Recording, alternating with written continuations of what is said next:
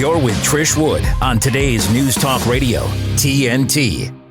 This is hour 2 of Trish Wood on The Fringe. And that last hour was, well, they're all important, but because, what we do on this show in every hour, most of it is kind of mopping up in the age of COVID, right? What just happened to us all? Where are we going? And how do we prevent it from happening again? And I just want to remark, based on what Molly Kingsley and Liz Cole said, and what I heard last week from Irvin Student, is we must never let them close the schools ever again, no matter what. So please consider that your stance. Also politically too. I'm just not going to vote for anybody who is prepared to close the schools again. The other thing that we've learned is that people in government and the people who advise them are sometimes not that bright, right? That's another thing we're mopping up after COVID-19, not even after COVID-19. We're not through it yet. We still have travel restrictions here in Canada that are being enforced in a very aggressive way. People coming back are being harassed by these public health officials at the airport. There's an incredible video of that online right now making the rounds. So it's not over, but we have to be absolutely sure about what happened and how it happened. And we are governed sometimes by people who are advised by people who aren't that smart and don't have our best interests at heart. That's how I feel now. It's changed everything about the way I view the world and so-called experts. It hasn't changed the way I view a Stanley Goldfarb, though. How's that for a segue? My next guest, he has written a really good book called Take 2 Aspirins and Call Me by My Pronouns: Why Turning Doctors into Social Justice Warriors is Destroying American Medicine.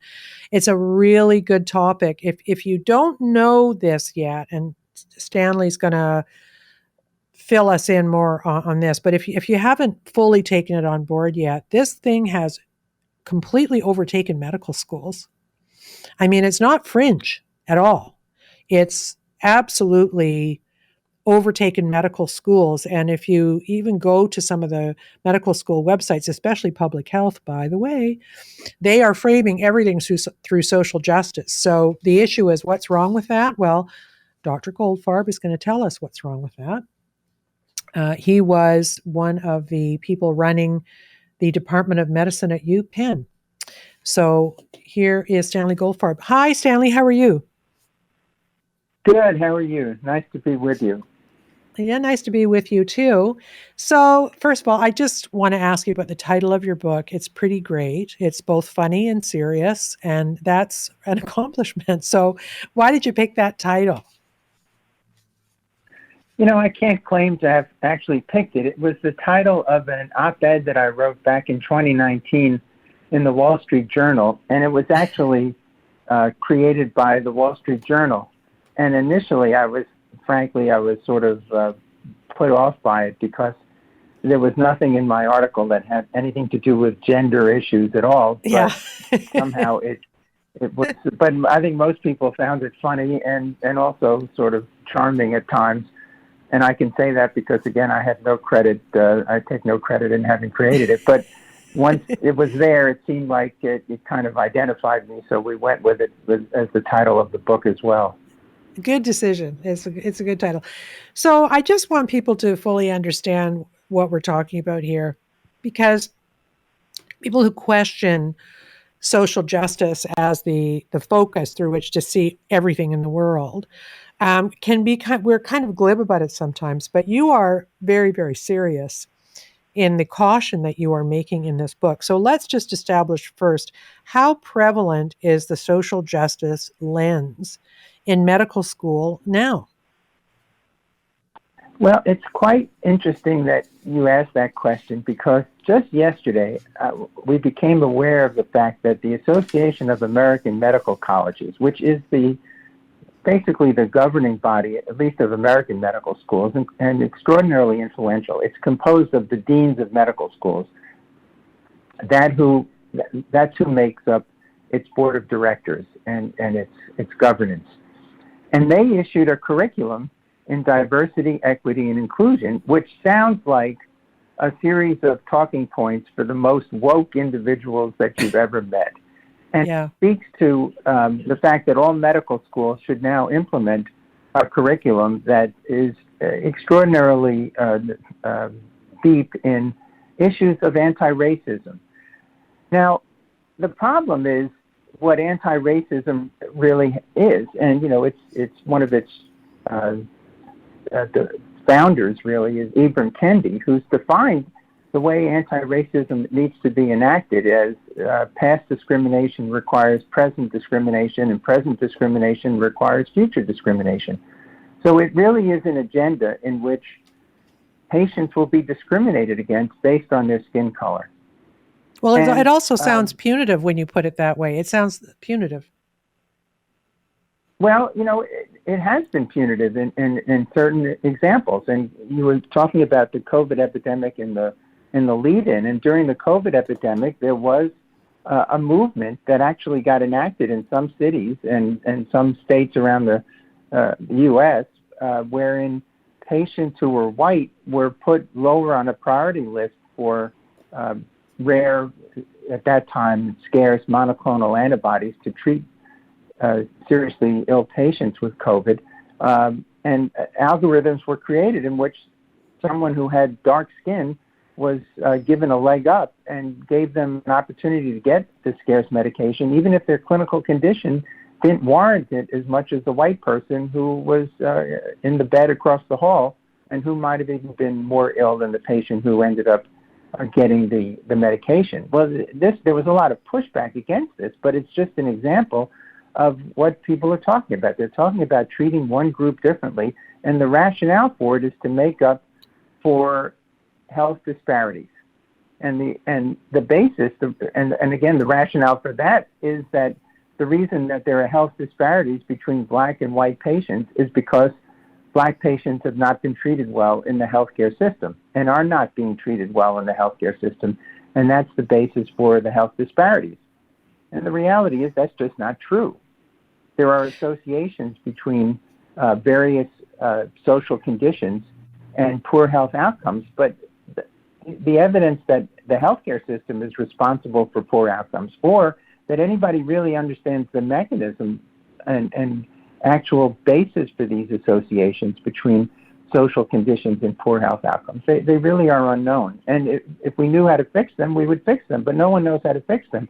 And to say, well, the best thing we can do is to treat black people differently than white people once they encounter the healthcare system is absolutely without real evidence. So how, for instance, the case of the monoclonal antibodies, which I actually had heard about, I'd forgotten about it. I remembered the CDC story, which I think was about vaccines, wasn't it? Or was that the monoclonals? Anyway, I know that they were not wanting to give it to old people who were primarily white people.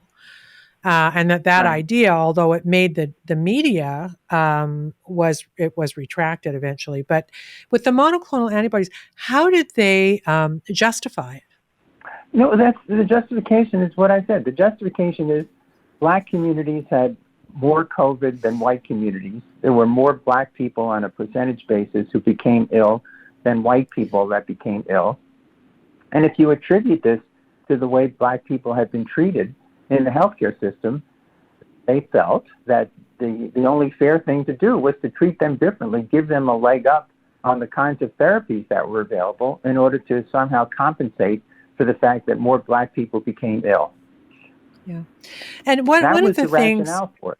That was the rationale. One of the things I kind of learned in the last 2 years of pulling up research that wasn't being reported on in the legacy media, obviously obesity is a big risk factor for having a bad outcome of COVID. It just is. Nobody wants to talk about it, but it is. And I checked the obesity rates in the African American community, and they're higher. So they do have worse outcomes with COVID-19, but it's not because of racism, right? There are other factors that are going in, but nobody wants to talk about them. And for me, the frustration here is that if obesity is a big factor and a bad outcome, not talking about it publicly is actually going to harm people. But they don't. You can't talk about people being fat, and you can't talk about certain people having a higher level of weight than others because that's now verboten too. So none of it got talked about in the mainstream media until very, very recently. And that's not good either, is it? No. No, I think that's right. I think the lack of being able to discuss circumstances honestly and openly, it really doesn't benefit anyone. So it's created this notion that the only explanation for these differences is some sort of oppression by white people against black people. This is in those AAMC, the Association of American Medical College curricular criteria that I talked about earlier. They actually talk about this. They talk about the need to understand white supremacy and oppression. And you can talk about that all you want, but if the reality is that the reason that there was a higher incidence of COVID in black patients because they had a higher exposure rate, for example, or because their living conditions, they lived in apartments that had more people per square foot of the apartment, and therefore they were in closer contact with each other, or because of their clinical circumstances, such as obesity, as you mentioned, which was clearly shown to be a risk factor for COVID. And yet you didn't talk about those realities, and you spoke about the way they were being treated in the hospital. That led you to say, okay, I'm going to treat them differently in the hospital, and I'm going to start giving out medications on a different basis and using skin color as one of the criteria. And it's kind of interesting that when there was one study that was done in Mount Sinai Hospital in New York, which was the epicenter of the epidemic in the United States for a while, that in fact black patients, when they were matched for clinical conditions with white patients, actually had a lower mortality than white patients. And that paper was published in the Journal of the American Medical Association, so it was a legitimate sort of study. But yet the sort of common wisdom on the issue was that in fact black people were being treated less well than white people, and therefore they needed these differential kinds of approaches to their care. So I think you're absolutely right. We need to talk about things honestly. When there's a risk factor because of behaviors that people engage in, we can't just say, no, you're not allowed to say that, and you're blaming the victim. You have to blame the real basis for the problems, and because unless you do that, you're never going to be able to change the problems. You're never going to be able to change the outcomes unless you confront them honestly.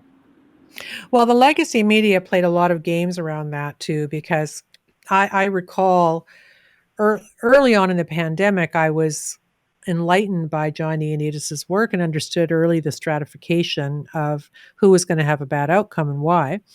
And so, but the media were so busy pushing fear that they would highlight, a 30-year-old woman with no comorbidities dies of COVID, to make the point that yes, young people will die of COVID. And then you look at the photograph and she weighs 350 pounds. Obesity never mentioned, and it was never mentioned in the articles because of political correctness. So the media also very much see the world through the same lens, which is a very, very bad combination because clearly obesity was an issue for that young woman, but not talking about it doesn't help the public, does it? Yeah, and I think the way the healthcare gets presented in the press for the most part ends up being anecdotes that sort of drive a narrative, and the narrative is exactly as you described, that the so-called anti-racist mentality that white oppression is responsible for poor outcomes in black people, that's the narrative, and everything that supports that narrative is reported, and anything that contradicts that narrative is never reported and is never discussed. And I think that really is an important issue. I'll give you one example. It's a little bit different than the COVID example, but there was a study that was published in the Philadelphia papers. I'm from Philadelphia, and it was about the outcomes for white and black children that have type 1 diabetes. And in order to have the best outcomes, they need to be treated with insulin pumps, which are very difficult to monitor and utilize, but that's the best therapy. And the story in the newspaper was about a paper that was published that pointed out that minority children did less well in terms of having their blood sugars controlled than white children. The paper article never reported the fact that it was an international study. And the study not only consisted of patients in the United States, it consisted of patients in a cohort in Australia and New Zealand, and a cohort in Austria, Germany, and Switzerland. And in each of these 3 locations, the same outcome was found. And yet the newspaper never reported the fact that it was an international study. So let's say a black woman has a child with type 1 diabetes and is worried about that child's health and is going to be told, well, you better watch out about coming in the United States for treatment of that child because they're going to be treated poorly, and this study supports it. Once you know that it's an international study, it's clearly a deeper problem, and it reflects many things other than the way the United States healthcare system treats children with diabetes. And that was just one little example of the way the press elides the true story by failing to give a complete picture of the results of the study that they reported on. It's shocking, actually, and I know that there is within wokeism an acceptance of the academic idea of postmodernism, where there is no truth, there are no facts, which is antithetical to practicing medicine and science. It's just those things cannot coexist. So I want to talk to you more about that in a minute. We're going to take a break after I say, why not give TNT Radio a follow? We are on all major social platforms, including Facebook, Twitter, Instagram, Gab, and Getter. Help us get the word out as we cover the biggest topics of our time on today's News Talk TNT Radio. Back in a minute with Dr. Stanley Goldfarb.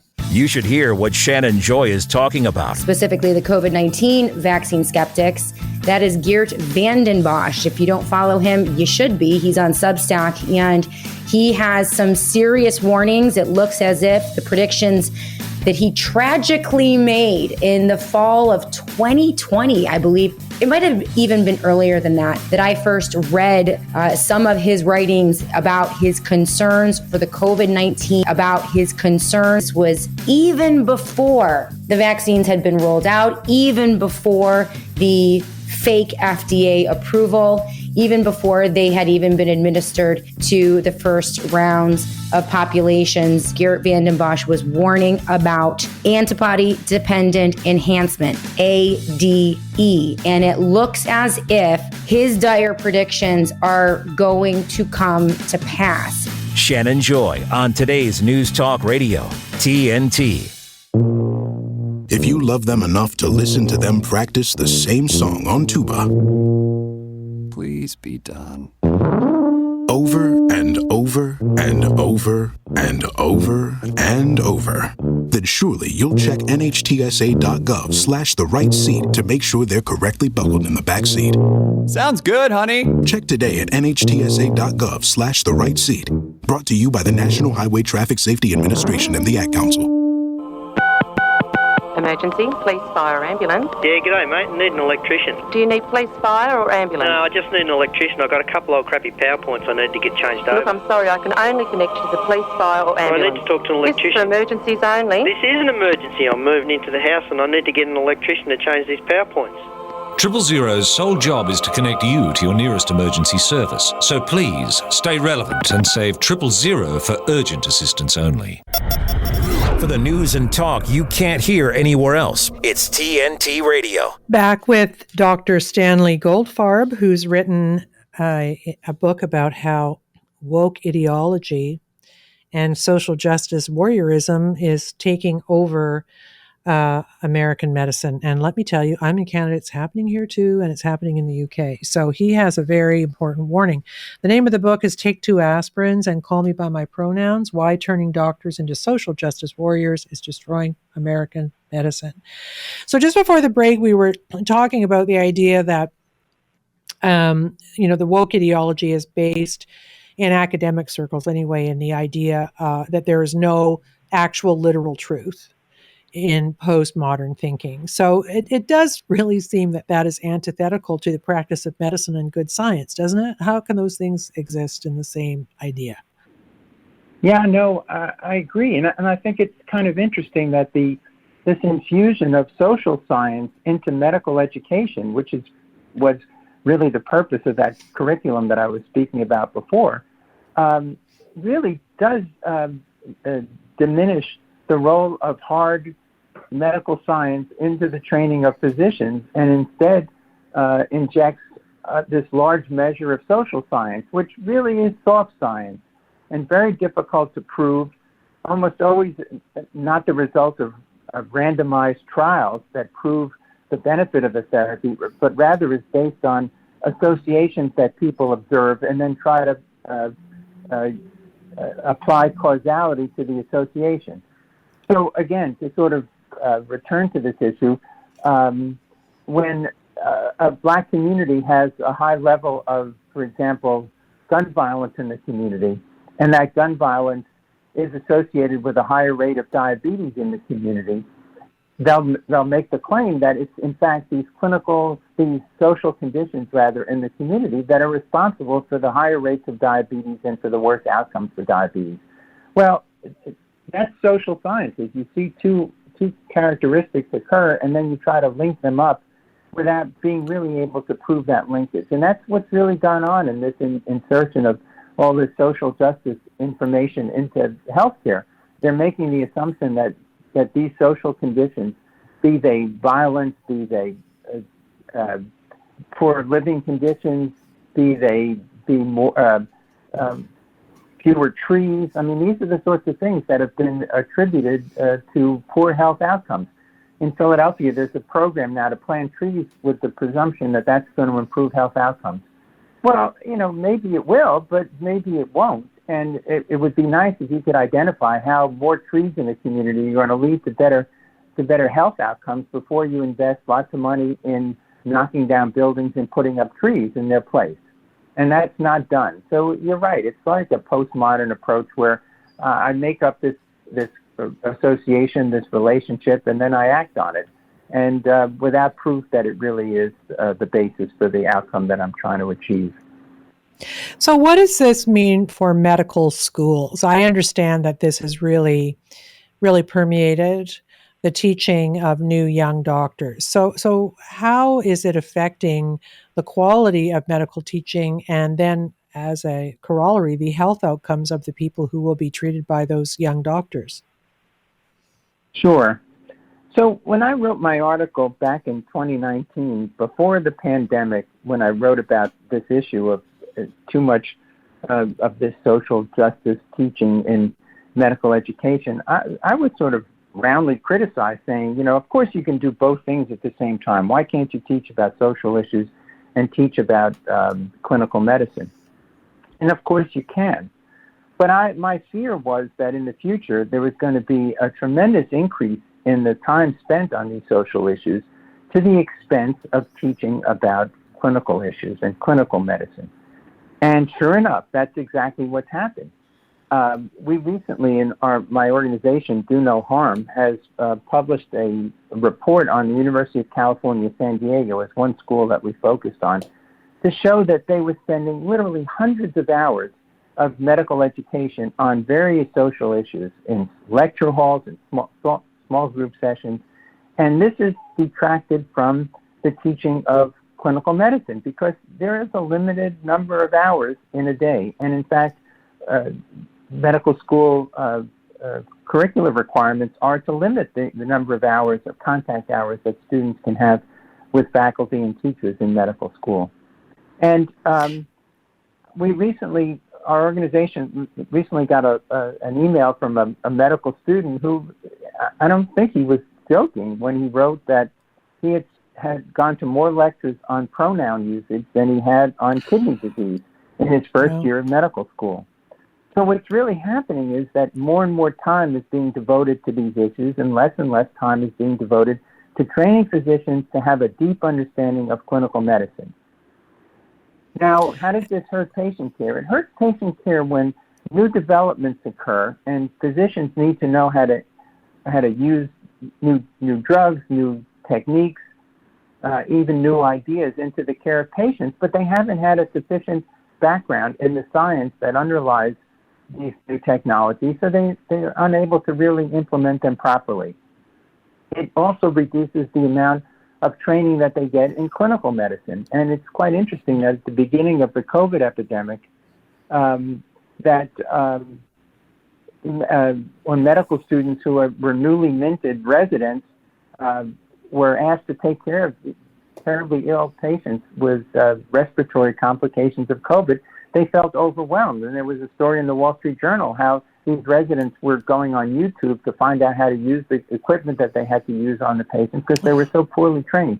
So to me, the concern is if you decide that you're going to spend all this time and effort on teaching these social issues in medical school under the, I think, false idea that understanding these social issues is somehow going to improve healthcare outcomes, that you're going to spend less time teaching students the kind of basic clinical and medical sciences that they need in order to be the best trained physicians, and that it sort of ends up undermining the quality of individuals' training, and ultimately it ends up reducing the quality of the individuals. And that, of course, gets into the question of how diversity and the requirement for a diverse workforce is playing down on reducing healthcare quality, which is part and parcel of the idea of wokeism.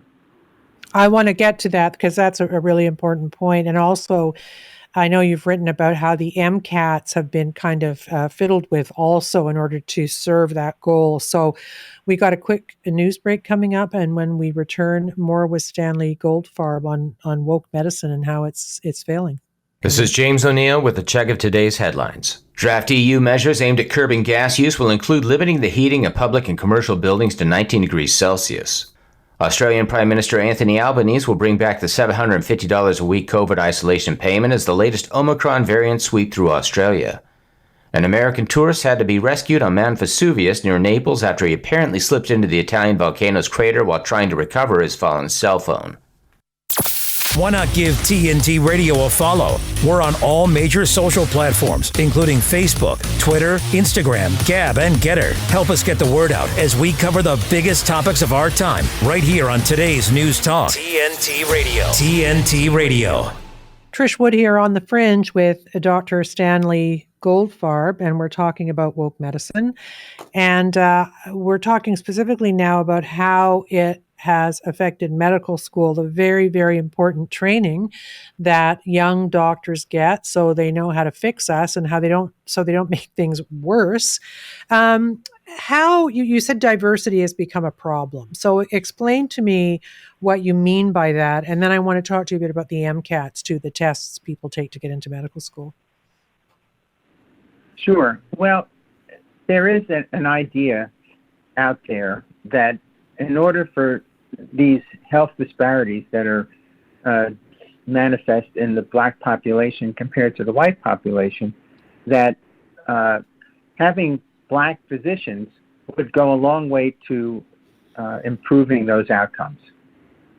And therefore, that is a justification for increasing the number of black medical students and therefore black physicians, because A, they will practice preferentially in areas that black patients reside, and B, that they'll be able to provide better health care for black patients.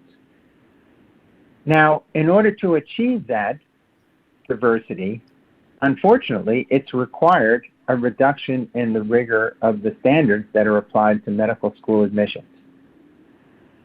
That's not a requirement because black people and black students and black college students couldn't do the work. It's that if you want to attract more individuals into medicine, as opposed to other fields that apparently are more favored by the best black students, that you have to lower the standards of medical school entry. And that's exactly what's happened.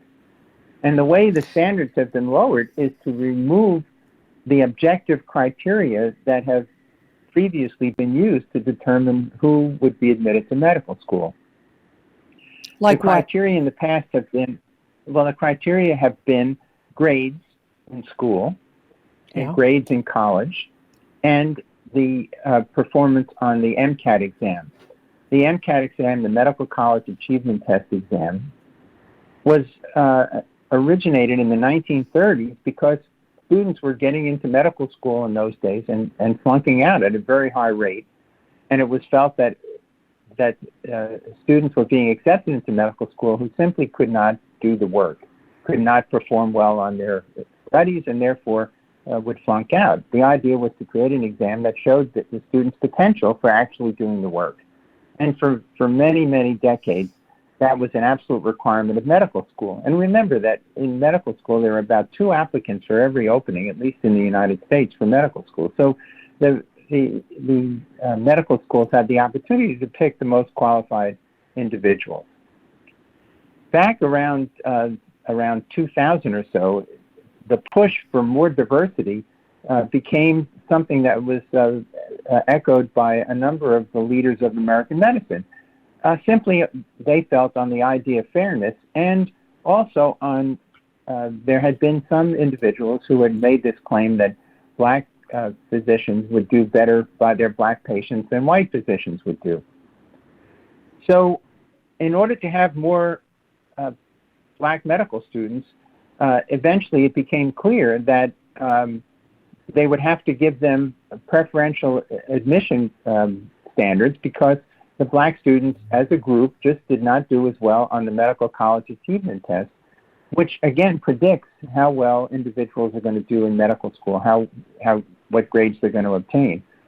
And this is accelerated over the last few years, particularly after the George Floyd murder that occurred, to the point where now, for example, at my old school, the University of Pennsylvania Medical School, which is a very high-ranked medical school in the top 10 in the United States, they have made an arrangement with historically black colleges and universities that they're going to admit 10 students a year from those schools who have not taken the medical college achievement test at all and have simply maintained a 3.6 average in their undergraduate time in college. And the reason for this is because if schools are going to take make their admissions based on how well students do in the medical college achievement test, they're not going to be able to recruit the number of black students that they are trying to recruit. Well, ultimately, this is going to lead to students who are less capable in medical school. And in fact, this has turned out to be the case, that black students have, when one sees how they do on subsequent key examinations, do less well, for example, on licensure examinations. And most recently, there's been studies that have shown that at leading institutions that have assessed the quality of medical residents at their institutions, and this was a study that was published in Academic Medicine, a leading medical education journal, that residents from Harvard programs, University of Virginia, and Emory University in Georgia were assessed by their faculty, and the minority students who were black and Latino scored less well on their assessments by their faculty supervisors than white students did.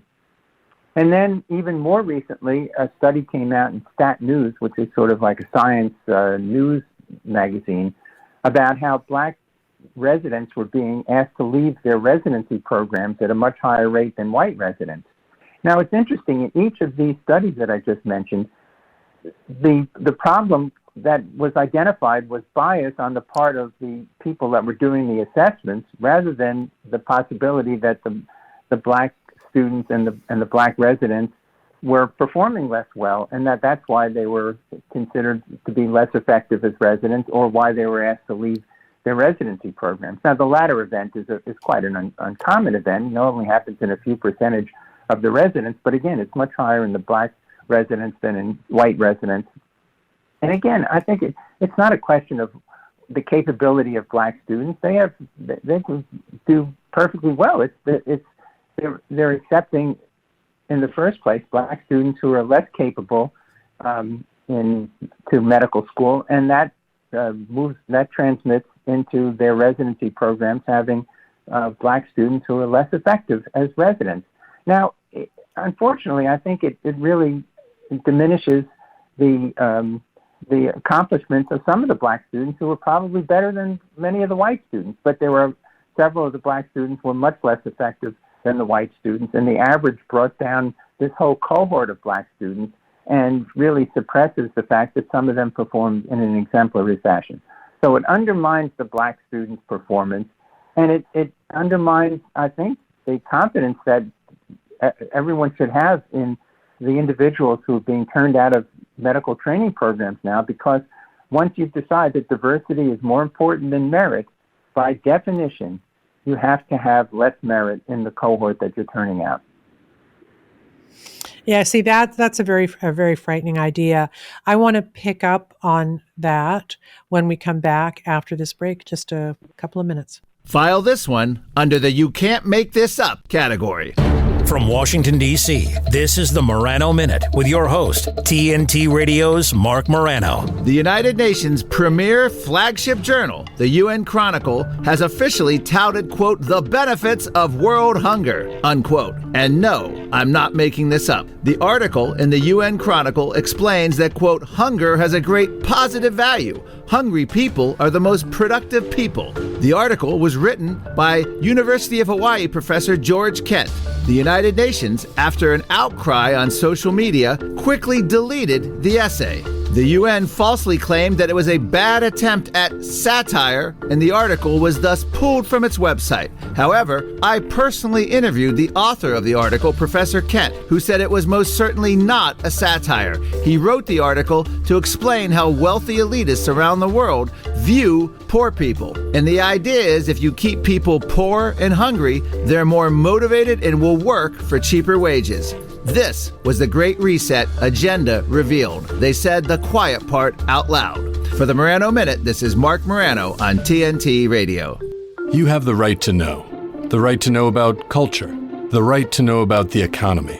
The right to know about technology and to know about sports. You have the right to know about education and politics and the weather. You have the right to know what's happening abroad and in your backyard. But above all else, you have the right to know that this right is under attack, and we must work to protect it. Because in order to be free, we must be informed. Understand the threats. ProtectPressFreedom.org. Challenging the consensus and debunking the narrative. This is Viewpoint. Several countries and automakers have pledged to end the sale of combustion engine cars by 2035. Electric cars are intended to take over, and this is supposed to be green. The transition to electric vehicles would require batteries galore, and therefore the biggest expansion of mining that the world has seen. Tailings from mines contaminate much wider regions, including major rivers, lakes, and the oceans. It takes 500,000 gallons of water to mine 1 ton of lithium, and farmers left without a drop are forced out. Lithium-ion batteries used in electric cars are difficult and costly to recycle, and it's cheaper just to mine more lithium. Significant quantities of plastic, aluminium, rubber, and particularly iron are required for electric cars, just as any other car. Massive new charging station infrastructure will again require more resources. Is this really green? Get breaking news on your phone when it happens. Download our app from the Google Play and App Store now. Today's News Talk Radio, TNT. Trish Wood here on The Fringe with Dr. Stanley Goldfarb talking about woke medicine and why that's a bad thing. I want to ask you a question about what you just laid out, and that is that diversity means they're not attracting the most qualified candidates, and no one's saying that doesn't exist within the racialized communities they're going after. They're just not bringing in the most qualified ones, which is lowering the standard. My question for you is, why are they doing it then? Is diversity more important an outcome than the actual practice of medicine? Because it seems to me they're hurting everybody by doing this, including the people that they're bringing in under this diversity quota. Yeah, Trish, I'm not a psychiatrist, so I don't know that I can understand all of the motivations behind. Well, what do they say? People. What do they say to you? What do they say?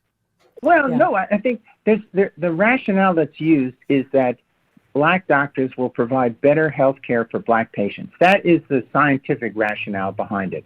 Okay. That turns out not to be really without evidence. And we've just... in my book, I go through this in some detail, the literature on this. There was a meta-analysis. A meta-analysis is when researchers combine multiple studies that are in the literature to get a very large number of subjects in a study so that it's a more powerful conclusion. And one was done about 10 years ago over 25, almost 25,000 patients, looking at the concordance between physician race and patient race. So bringing together a number of studies that looked at this issue and found absolutely no evidence that there was a different outcome, a different healthcare status of black patients if they had black doctors or white doctors. And despite this, there are a few small studies that are really subject to a great deal of criticism that are simply pointed to, accepted without question, and are used as the rationale that black doctors would do much better by their black patients than white doctors do. White doctors are very offended by this. I can tell you that. They've written comments to us in our organization. People are actually outraged by this. They're outraged by being told they should take anti-bias training and so on, because they feel like they do the best that they can by all the patients that they see. But that's the rationale for it. And the other rationale, I think, for having diversity is that this is an idea that the elites have had, that they're going to create a world that's more diverse, and therefore that's going to be a much happier world. And whatever field that you're dealing with, that diversity itself is a strength. Never explained exactly the basis for the strength. Means? I'm sure it's a strength under certain conditions, under certain circumstances. It probably is a strength to have small children and even perhaps even college and high school students learn in a diverse atmosphere so they can appreciate others' viewpoints. But when it comes to physics department, I don't know that diversity really isn't totally beside the point. And I think the same is true in medical education. It's beside the point. Diversity may be nice, but the issue is to have the most qualified and the most capable individuals. And yet somehow the elites feel that that's not the case, and that without having this sort of diversity, you can't have success. And mind you that in a place like Penn, I was able to count when last I had access to the information. There were over 40 individuals in the diversity, equity, and inclusion component of the medical school. And this cohort becomes a very powerful bureaucracy that pushes further on more and more issues of diversity, equity, and inclusion. So it's a self-reinforcing concept. And I think that's a big part of why this whole idea has been pushed so aggressively, is because there's a large constituency that's behind it, that their jobs are dependent on it, and they're going to make sure that that's kept front and center at all times. And this latest effort that I mentioned way at the beginning of our discussion about the new curriculum in the American Association of American Medical Colleges put out is as woke and as based on diversity, equity, inclusion as anything I've seen from any field of endeavor. Wow. I know that you have some concerns also about the kind of encroachment on necessary hierarchies in the medical training scenario. And I mean, I didn't go to medical school, but I've seen enough of it on TV to understand that there are entrenched hierarchies and they're there for a reason, and that sometimes your teaching doctor is going to be hard on you for a reason. And that you have had some concerns, and you're hearing from people who are now afraid or maybe reluctant is a better word, to criticize medical students of all colors because they all have so much power now in the system. They can get people fired if they don't like them, which seems pretty dangerous to me. Yeah, no, I think that's right. And, when you think about all of the stories about cancellations that have occurred, and it's occurred in various, universities and law schools, I don't know that any of it has all of that, such great implications for outcomes the way it does in medicine. Because, really, if the English department decides that they're not going to teach any more Shakespeare and they're only going to teach Toni Morrison going forward, okay, so be it. It's a deficit in the student's education, but probably no one is going to be physically harmed over it. But in medicine, that's a different story. And I really do think that we need to confront the fact that we need to sort of have rigor, and we need to have high standards, and people should not feel afraid to discuss these issues. And we've heard from a number of faculty members who, again, demand anonymity because they're afraid for their jobs. And they demand anonymity about the fact that they've tried to discipline residents and been told that they can't do that. They've tried to complain about the kinds of individuals that are being brought into their training programs, and they've been told that they're not allowed to discuss these issues and that diversity is going to be a prominent factor no matter what they think, and that they've been afraid to give direct criticism to trainees because, again, they've had pushback and been, called racist. I've been called a racist because I've simply made the point that published articles have shown that the minority students and trainees have done less well than the non-minority trainees. Published articles have identified this, as I mentioned earlier. I tweeted out a tweet about this, and I was denounced as being racist because of the fact that I identified what the results of the article were. You can't even point to reality. This is the emperor's new clothes. Everybody knows what the situation is, but no one is allowed to say it.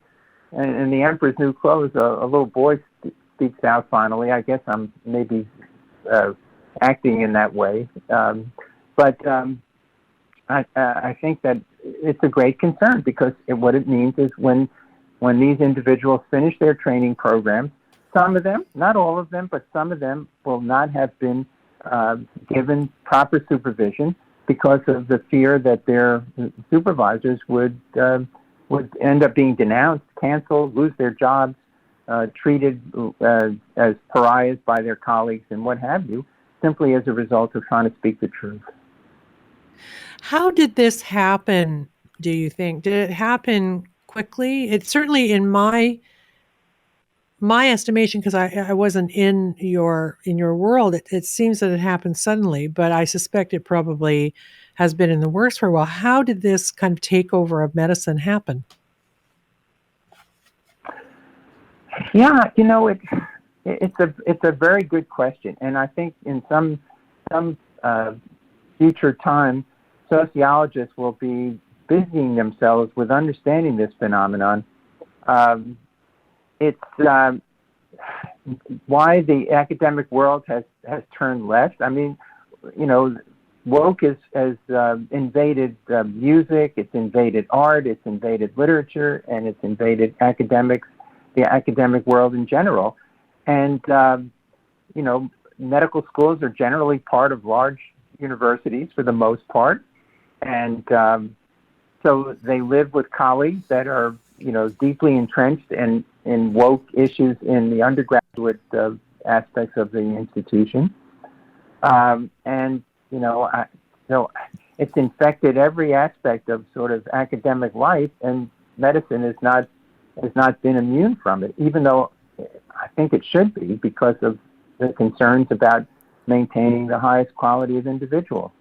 John McWhorter has written a fascinating book about woke religion. He sees this as sort of the elites have decided that they need to have guilt over the fact that there are individuals who don't prosper as well as other individuals, and the individuals who don't prosper as much as other individuals tend to be people of color for the most part, not of course exclusively, but for the most part. So is this a manifestation of some sort of guilt complex? Is it a sense of virtue signaling? Is it something else that I just don't understand? Again, it's a social question, and it'll be one of great interest in the future, I think, to try to understand this, how institutions and organizations have undermined their own quality in the name of diversity. Heather McDonald has written very extensively and I think brilliantly about this, and pointed out how she's great. Schools and academic institutions are spending huge amounts of money on these topics, and the evidence is that they're undermining the quality of their product.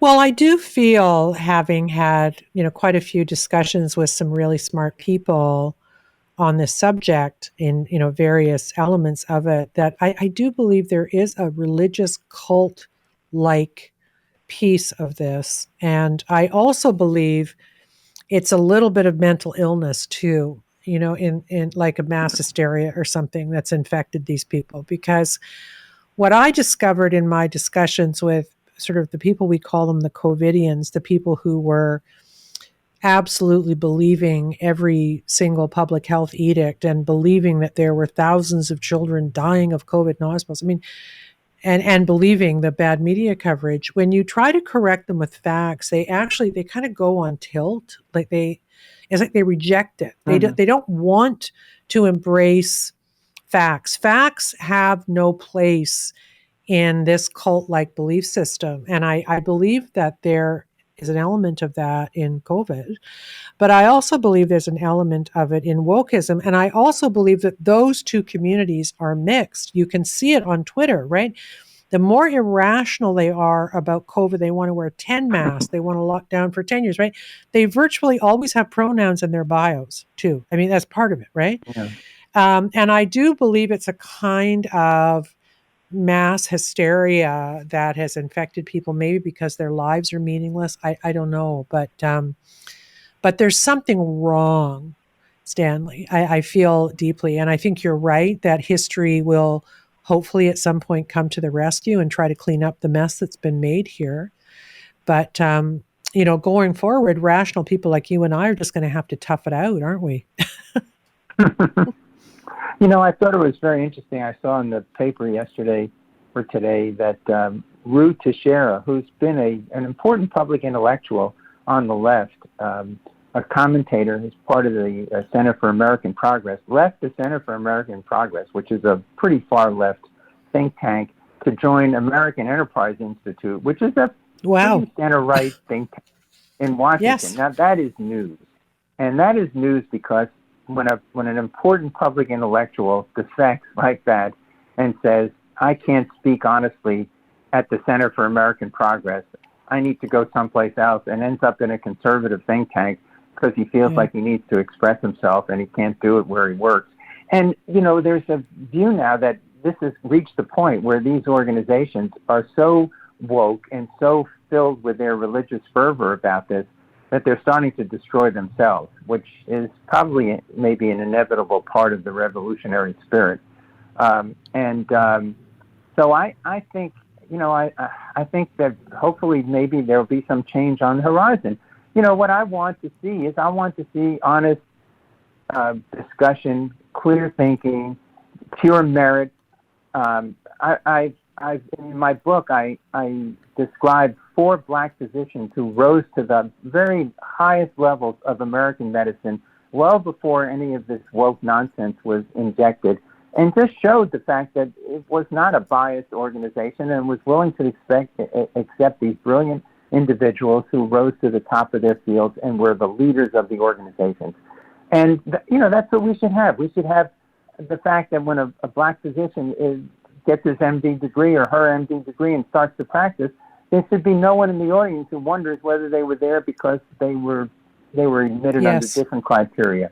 They should get the honor or the acclaim for whatever achievements that they've been able to achieve. And that to me is an important thing that bothers me as well, because I've had plenty of brilliant black colleagues that were completely at the top of their fields, and the fact that we've now decided that we need to undermine those qualities and those achievements really bothers me a great deal. Yeah, this is no good. We're going to have to go in a second, but up in a minute or two. But I do want to ask you this before we go, because you've done a bold thing here. What's the pushback been like professionally for you? Oh, well, my former chairman of my department wrote a letter out to the entire Department of Medicine at Penn, which is 700 physicians and, several hundred trainees, saying that, my comments were racist when I simply pointed out the results of a published study. So have I lost some friends? I've had colleagues who refused to talk to me based on this. But, fortunately, I'm at the end of my career.